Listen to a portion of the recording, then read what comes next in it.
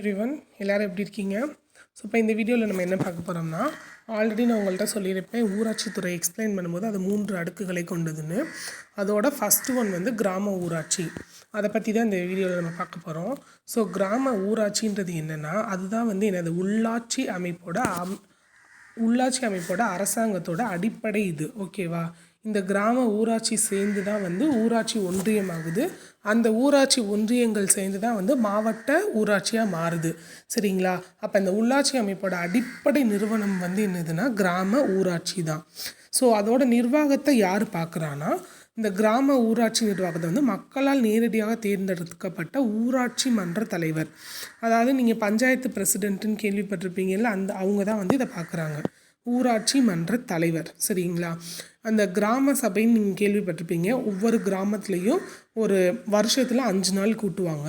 So அந்த கிராம சபை, அந்த கிராம கூட்டங்களை வந்து தலைமை தாங்கி நடத்த வருவர் யாருன்னா, இந்த பஞ்சாயத்து பிரசிடென்ட் தான் வந்து தலைமை தாங்கி நடத்துவார். சரியா? இந்த கிராம சபை கூட்டங்கள் வந்து கிராம ஊராட்சியோட பொது அமைப்பாக செயல்படுது.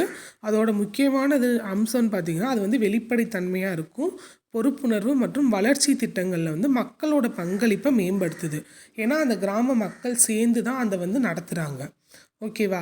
ஸோ அடுத்து ஒரு கிராம ஊராட்சி, அதாவது அந்த கிராம பஞ்சாயத்துனால் அதில் எவ்வளோ பேர் இருக்கணும்னா, மினிமம் வந்து 500 மெம்பர்ஸ். சரிங்களா? பொதுவாக 500 அல்லது அதற்கு மேற்பட்ட மக்கள் தொகை கொண்ட பகுதிகள் தான் வந்து இந்த கிராம ஊராட்சியாக பிரிக்கிறாங்க.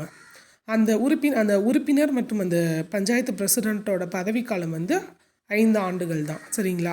ஸோ அவங்களோட அதிகாரங்கள் என்னென்னா, அந்த ஊராட்சியோட வளர்ச்சி, சுகாதாரம், அடிப்படை கட்டமைப்பு இதெல்லாம் வந்து இந்த கிராம சபை ஊராட்சி மன்ற கூட்டங்களில் தான் முடிவு எடுக்கப்பட்டு அந்த முடிவுகளை வந்து அந்த தலைவர் வந்து செயல்படுத்துகிறாரு. ஸோ இதை பற்றி எல்லாமே சொல்லிட்டேன். இது போக ஏதாச்சும் இன்ஃபர்மேஷன் இருந்தால் நீங்கள் கமெண்ட் செக்ஷனில் சொல்லுங்கள் ஃப்ரெண்ட்ஸ். வேறு ஏதாச்சும் டவுட்னாலும் கேளுங்க. Thank you so much.